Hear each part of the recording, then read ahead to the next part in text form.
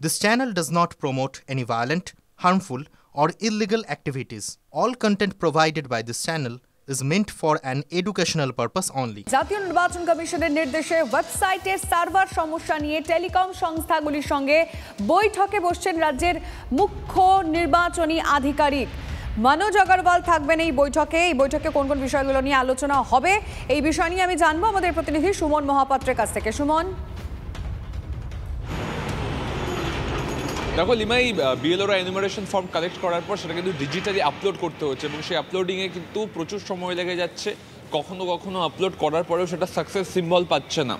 মহিলাদের ক্ষেত্রে মূলত যাদের সারনেম চেঞ্জ হচ্ছে তাদের ক্ষেত্রে এই সমস্যা আরও গভীরভাবে দেখা দিচ্ছে।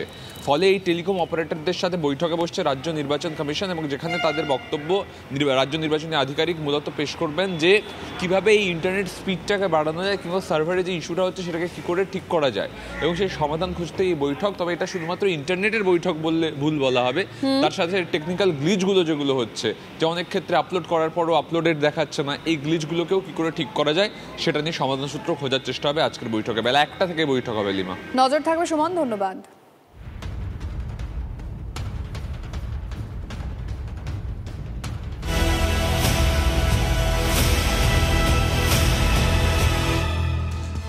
এসআইআর এর বিরোধিতায় পথে নামছে বিএলও অধিকার রক্ষা মঞ্চ। আজ কলেজ স্ট্রিট থেকে সিইও দফতর পর্যন্ত মিছিল রয়েছে।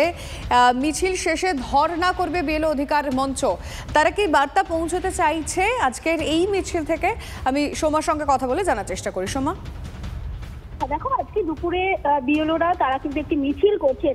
আমরা প্রথম থেকেই দেখছি এই বিএলওরা কিন্তু বিভিন্ন বিষয় নিয়ে, অর্থাৎ এসআইআর প্রসঙ্গে বেশ কিছু বিএলও তারা কিন্তু যে বড় অভিযোগটা প্রথম থেকে করে আসছিলেন যে একদিকে তাদেরকে স্কুল সামলাতে হচ্ছে, অপরদিকে কিন্তু এসআইআর যে প্রক্রিয়া, অর্থাৎ বাড়ি বাড়ি গিয়ে যে ফর্ম ফিল আপের বিষয়টি এবং ফর্ম আপলোড করার বিষয়টি, তাতে কিন্তু তাদের ওপর অনেকটাই চাপ পড়ছে। বিএলওরা কিন্তু এরকম অভিযোগ করছে কিছু জায়গা থেকে কিন্তু বিএলও আত্মহত্যা করেছেন, মারা গেছেন, এরকম নানান ধরনের অভিযোগ কিন্তু সামনে উঠে আসছে। তারা যেটা বলছেন এই মুহূর্তে যে তাদের কাছে সময়টা অনেক কম রয়েছে, এর মধ্যে এরকম ফর্ম ফিল আপ করে সেগুলোকে যাচাই করে আপলোড করা, তাতে কিন্তু তাদেরকে প্রচুর অসুবিধার মধ্যে পড়তে হচ্ছে। এবং তারা যেটা আমরা কিছু বিএলওদের সাথে কথা বলে এখনো পর্যন্ত জানতে পারছি যে তারা কিন্তু নির্বাচন কমিশনের কাছে আরো সময় চাইবে।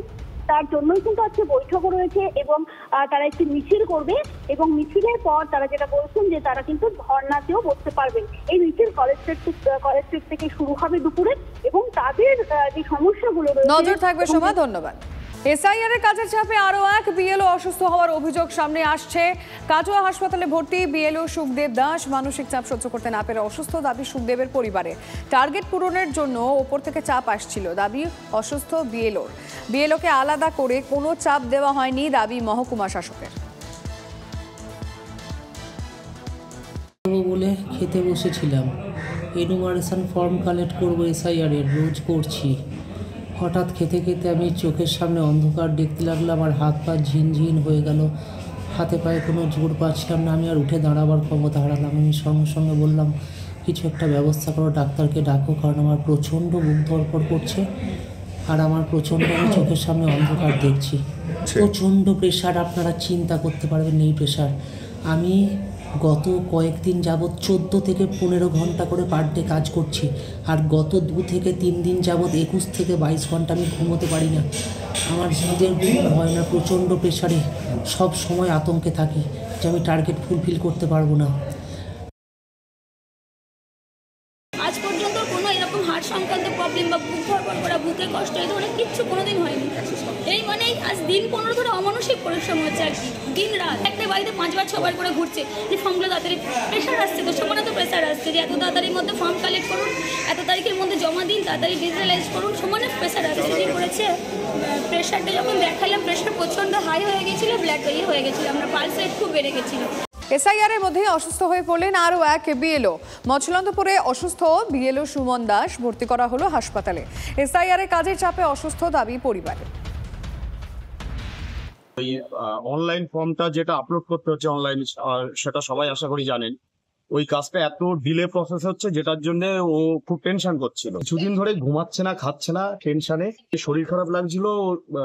বাড়িতে মনে হয়তো শুয়ে রয়েছে, বাড়ির লোকজন মনে করেছে যে রাত্রে ঘুমাচ্ছে না, রেস্ট নিচ্ছে, গায়ে হাত দিয়ে ডাকে, দেখে এরকম সেন্সলেস অবস্থায় পড়ে রয়েছে। বিএলওদের আত্মহত্যা ও অসুস্থতার জন্য সরাসরি শুভেন্দুর দিকে আঙুল কল্যাণের। শুভেন্দুর হুমকিতেই অসুস্থ হয়ে পড়েছেন বিএলওরা। অনেকে আত্মঘাতী হচ্ছেন অভিযোগ তৃণমূল সাংসদের। শুভেন্দুর বিরুদ্ধে আইনি পদক্ষেপের আর্জি।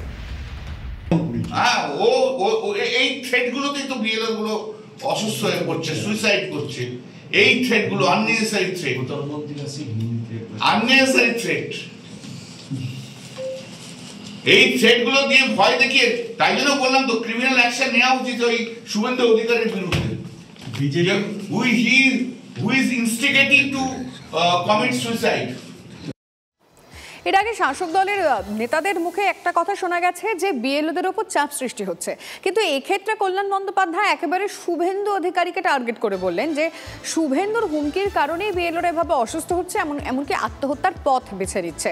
আপনাদের মনে থাকবে মুখ্যমন্ত্রী মমতা বন্দ্যোপাধ্যায় কমিশনকে চিঠি দিয়েছিল এবং চিঠি দিয়ে সেখানে দেওয়া হয়েছিল যে বলা হয়েছিল, মুখ্যমন্ত্রী সেই চিঠিতে উল্লেখ করা হয়েছিল যে আপাতত এসআইআর স্থগিত করা হোক, কারণ বিএলওদের ওপর অত্যাধিক চাপ বাড়ছে, সাধারণ মানুষের ওপর চাপ বাড়ছে। আর এবার কল্যাণ বন্দ্যোপাধ্যায়ের বক্তব্য, এই অসুস্থ যারা হচ্ছেন বিএলও এবং যারা আত্মহত্যার পথ বেছে নিচ্ছেন সেটা শুভেন্দু অধিকারী, কারণ শুভেন্দু অধিকারী হুমকি দিচ্ছেন এবং সেই কারণেই অনেকে আত্মহত্যা করতে বাধ্য হচ্ছেন। আমি জানবো বিজেপি এই বিষয়টাকে কিভাবে দেখছে। বিজেপি নেতা সজল ঘোষ রয়েছেন টেলিফোন লাইনে।